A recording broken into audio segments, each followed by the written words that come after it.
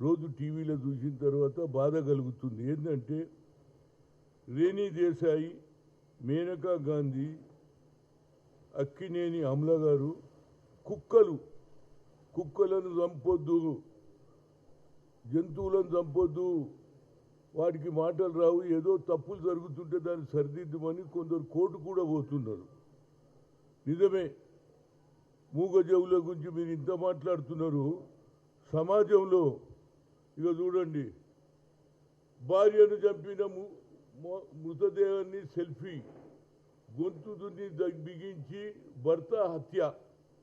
అంటే ఇది ఎట్లా కనిపిస్తుందంటే, ఒక పక్క మహిళలలో ఎందుకేమని ఈ ఆక్రోశం, అదేవిధంగా మగవాళ్ళు గతంలో సతీ సావిత్రి సినిమా చూసిన నేను, భర్తను చంపడానికి వచ్చినటువంటి యమధర్మరాజు కాళ్ళు మొక్కింది, అయా నా భర్తను కాపాడు కాపాడు అన్నది. కానీ ఇవాళ చూడండి, భర్తనేమో భార్యను చంపుతుండు, భార్య భర్తను చంపుతూ, ఇదేం కల్చర్ రా బాబు, నాకు అర్థం కాదు. నేను ఎన్నడూ వినలే. రోజు వారంలో ఇప్పుడు గత 2 నెలల నుంచి ఇవే స్టేట్మెంట్లు. మొదలు పెళ్లి, తర్వాత లవర్ తోటి కలిసి చంపడం, పండుకున్నటువంటి భర్తను చంపడం. ఇది ఏమిటి, ఇది ఏమి ఆచారం నాకు అర్థం కాదు. ఆలుమొగలంటే ఏది చిరకాలంగా కలిసి ఉండాలని పూజారి కూడా పుస్తకంటే ముందు చెప్తాడు, మీరిద్దరు కలిసి ఉండాలి, జీవితాంతం మీరు బంధం అంటారు. ఇది ఆ ఆచారమేమైంది? మీరు చేస్తారు సరే, మరి పిల్లల సంగతి ఏంది? వాళ్ళ కుటుంబ సభ్యులలో పిల్లలు, మగవాళ్ళు, ఆడపిల్లల సంగతి ఏమిటని ఎవడన్నా ఆలోచన చేస్తుందా?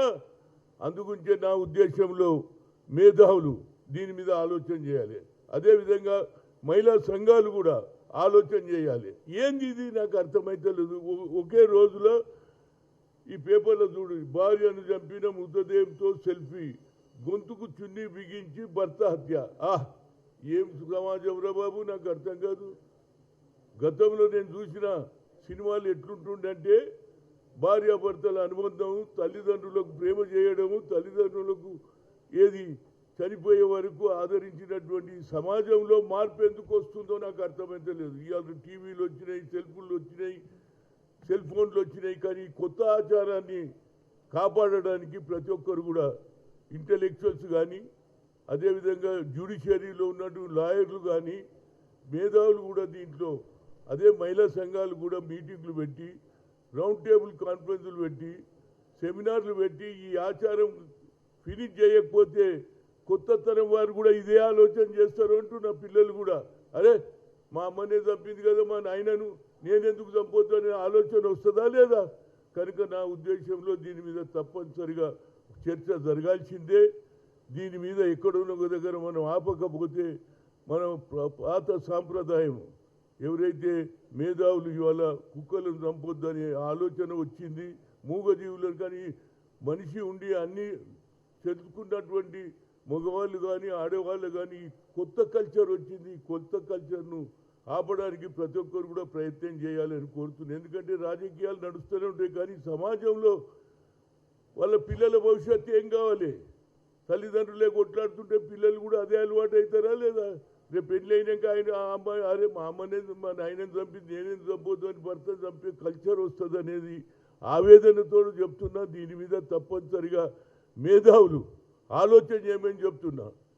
అదేవిధంగా మహిళా సంఘాలు కూడా ప్రతి ఇష్యూలో మాట్లాడతారే, మీ మహిళలలో మార్పు ఎందుకు వచ్చిందో దాని మీద కూడా మహిళా సంఘాలు మీటింగ్లు పెట్టాలి, ఏది మేధో మధ్యనం పెట్టాలి, ఏది రౌండ్ టేబుల్ కాన్ఫరెన్స్ పెట్టాలి, సెమినార్స్ పెడితే కొంత ఆలోచనలో మార్పు వస్తుంది అనేది నా ఉద్దేశం. లేకుంటే ఇదే ఆచారం కొనసాగితే మన భారతదేశ సాంప్రదాయం కల్చర్ చెడిపోతుందని బాధతో ఒక సీనియర్ నాయకుడిగా నేను అందరినీ ఆలోచన చేయమని చెప్తున్నా. ఎవరైనా అటు మహిళలు కానీ ఇటు మగవాళ్ళు కానీ ఆలోచనలో మార్పు రావలేదంటే సరిదిద్దుకోవాలి తప్పితే ఈ చంపడం ఏమిటి? మీరు చస్తున్నారు, చంపేస్తారు, తర్వాత పిల్లలు ఏం కావాలి? ఒక్కొక్కరికి 2-3 పిల్లలు ఉండగా కూడా మళ్ళీ ఇలాంటి చంపుడు జరుగుతుంటే ఆ పిల్లల భవిష్యత్తు ఏమవుతుంది? వాళ్ళు దిక్కులేని వాళ్ళు అవుతారు.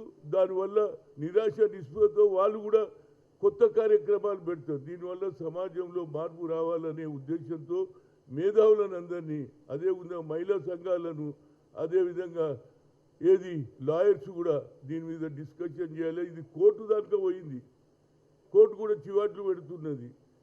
జంతువుల గురించి మీకు ఇంత శ్రద్ధ ఉన్నప్పుడు మహిళా మగవాళ్ళల్లో భార్య భర్తలలో ఎందుకు ఈ వ్యత్యాసం వస్తుంది? దీని మీద చర్చ జరిగి దీని మీద ఇలాంటి ఆచారాన్ని పోగొట్టడానికి ప్రతి ఒక్కరు బాధ్యత.